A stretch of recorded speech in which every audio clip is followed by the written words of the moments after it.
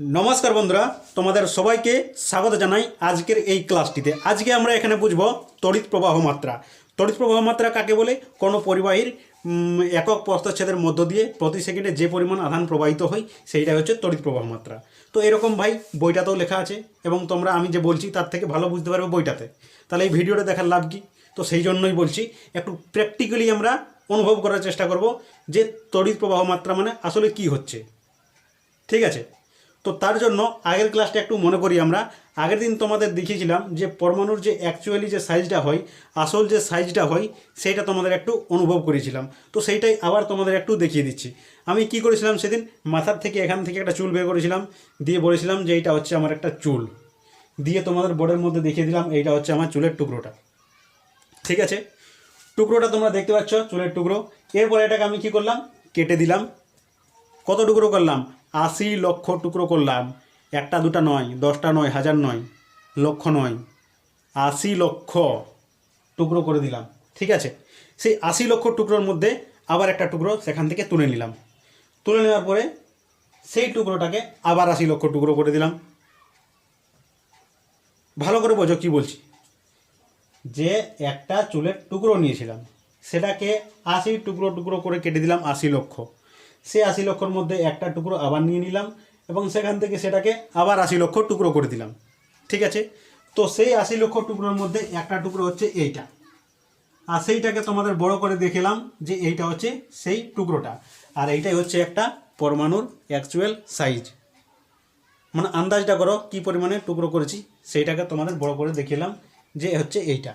এইটার মধ্যে দেখলাম যে 3টা ছোট ছোট কণা আছে, আসল মানে প্রধানত দেখা যায়, এগুলোকে মানা হয়। সেগুলো কি? সেগুলো হচ্ছে প্রোটন, ইলেকট্রন আর নিউট্রন। ঠিক আছে, আর একটু ভালো করে আমরা দেখলাম, তখন দেখতে পেলাম যে মাঝখানের মধ্যে প্রোটন আর নিউট্রন বসে থাকে, আর বাইরে বাইরে ইলেকট্রনগুলো নেচে বেড়ায়, মানে ঘুরে বেড়ায়। কীরকম করে?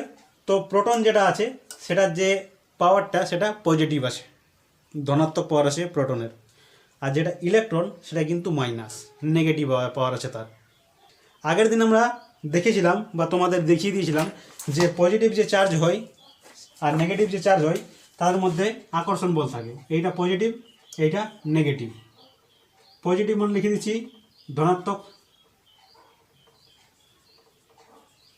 আর নেগেটিভ মানে হচ্ছে ঋণাত্মক।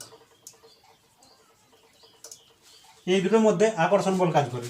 কী কাজ করে? আকর্ষণ বল। আকর্ষণ বল কাজ করে।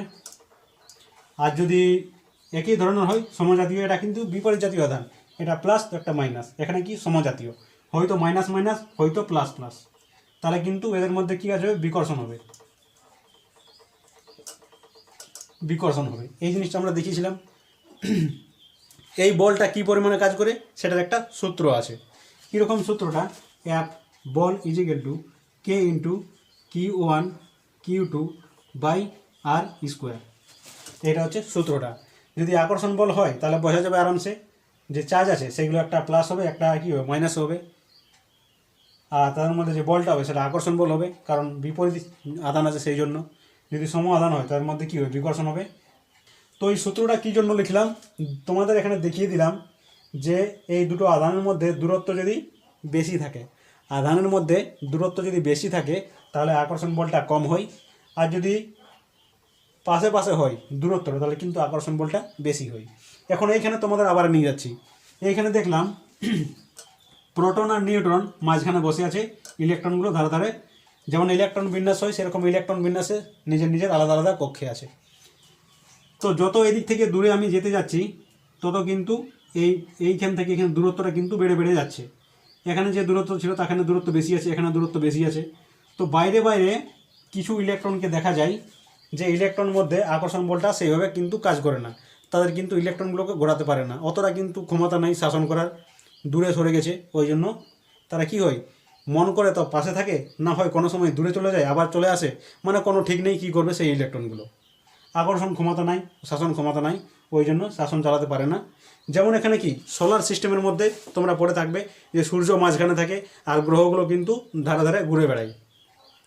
বুধ আছে, তারপরে মঙ্গল, পৃথিবী এরকম করে আছে। লাস্টে গিয়ে দেখবে কি আছে? একটা প্লুটো নামক একটা গ্রহ আছে। সেই গ্রহটা সূর্যের থেকে অনেক দূরে আছে। তো সেই জন্য কি হয়, আকর্ষণ বলটা কম থাকে। তো সেই জন্য ঘুরতে ঘুরতে অনেক সময় প্লুটো হারিয়ে যায়, আবার ঘুরতে ঘুরতে কোনো সময় চলে আসে।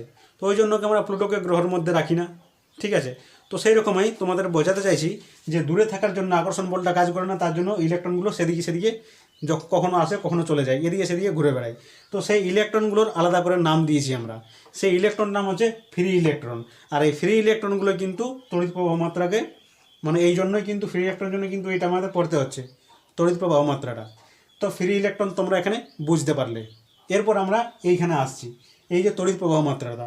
তো তড়িৎ প্রবাহ মাত্রা আসার আগে আরেকটা জিনিস তোমাদের এখানে বাস্তব উদাহরণ তোমাদের চোখের সামনে নিয়ে আসছি, যেটা তোমাদের বুঝে থাকলে খুব ভালো হবে। কি হচ্ছে সেটা, যে রেট আমরা বুঝবো, রেট বা দর। ঠিক আছে, দর, দ র, এটা কি বলি, রেট বলি, রেট, রেট। তো রেট মানে কি বুঝি, যেমন হয়তো আমি কোথাও মার্কেটে গিয়েছি, আমাকে হয়তো কিছু সবজি, কিছু পেঁয়াজ, কিছু আলু এরকম আনতে বলা হয়েছে। তো আমি সেখানে গিয়ে দেখব, গিয়ে আমি কি বলবো যে আমাকে এগুলো এগুলো দিয়ে দাও, ওরকম করলে তো হয় না। প্রথমে আমাকে রেটটা জিজ্ঞেস করতে হয়। রেট মানে কি, প্রত্যেক কেজিতে তুমি কত টাকা নিচ্ছ, প্রত্যেক কেজিতে, পার কেজি এখানে ধরা হয়। প্রত্যেক কেজি কী ধরা হয়, এখানে আলুর দাম ধরে নিচ্ছি, আলুর দাম, সেটা কত হচ্ছে পার কেজি,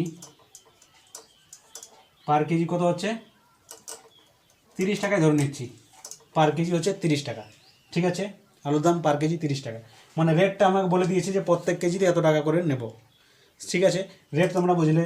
কিংবা যখন আমরা স্কুলে পড়তাম তখন কিন্তু যে মিড ডে মিলের যে খাবারটা তৈরি করা হয়, সেটা কিন্তু প্রত্যেকটা স্টুডেন্টের মাথা পিছু কিন্তু চালটা কিন্তু আমাদের সেদ্ধ করা হয়।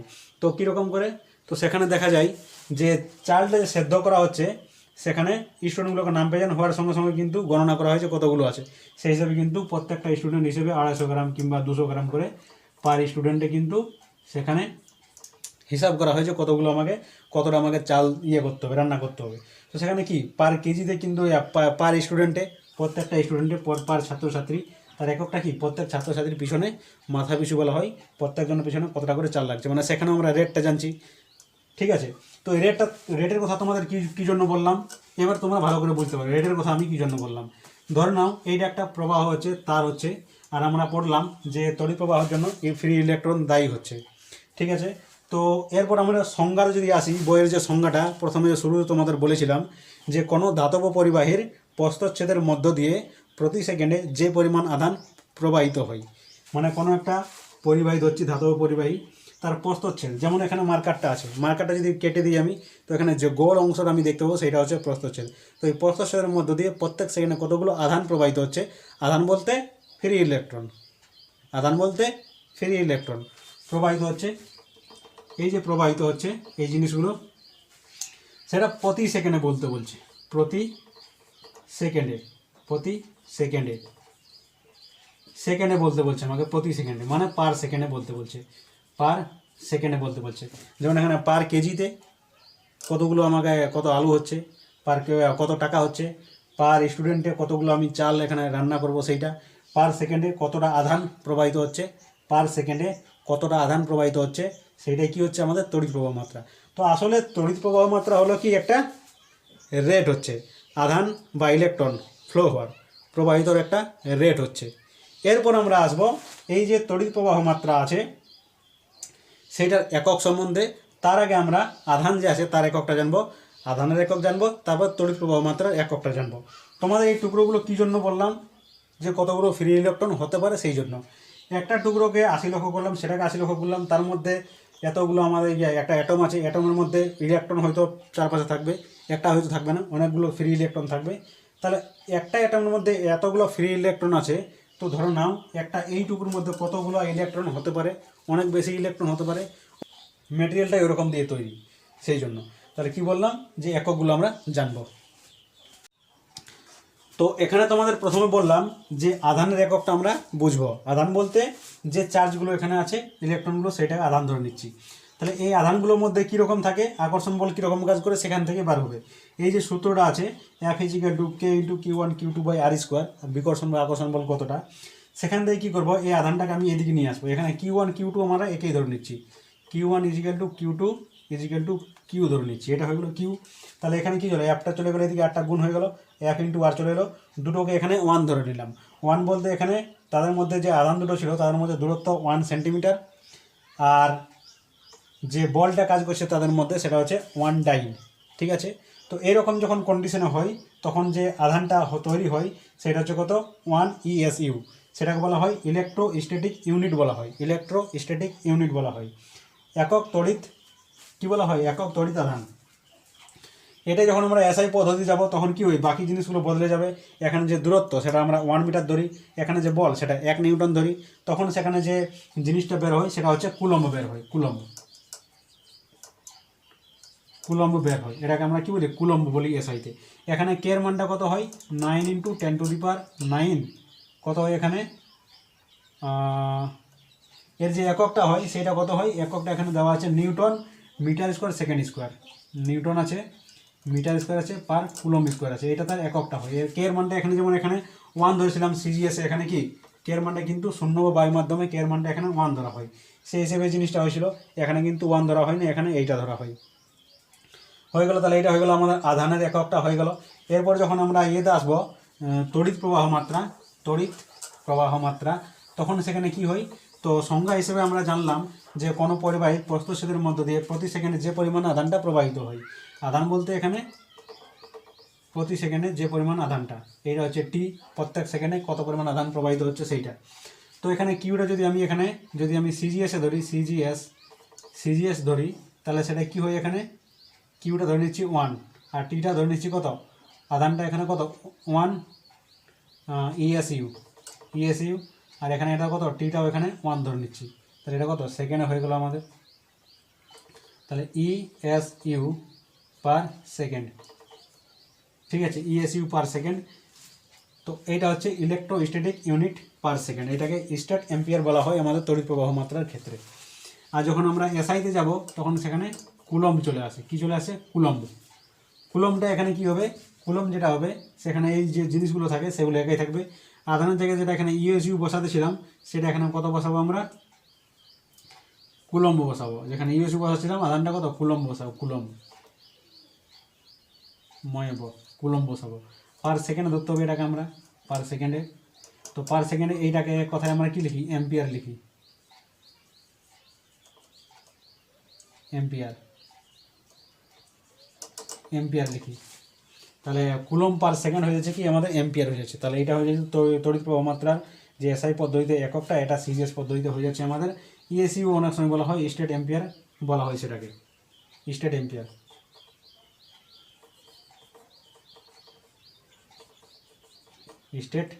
বলা হয়, স্টেট অ্যাম্পিয়ার বলা হয়, এটা এককটা হয়ে গেল। এই দুটোর মধ্যে সম্পর্কটা আমার সময় জিজ্ঞেস করা হয়, 1 অ্যাম্পিয়ার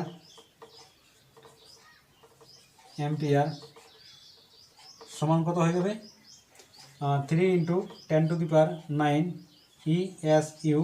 এখানে তোমাকে লিখতে হবে, এটা তো আধান হয়ে গেল, কিন্তু এখানে লিখতে হবে তড়িৎ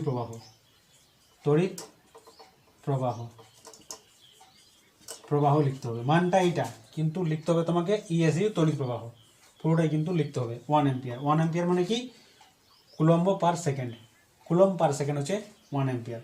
1 অ্যাম্পিয়ার মানে কত, 3 × 10⁹ ESU তড়িৎ প্রবাহ।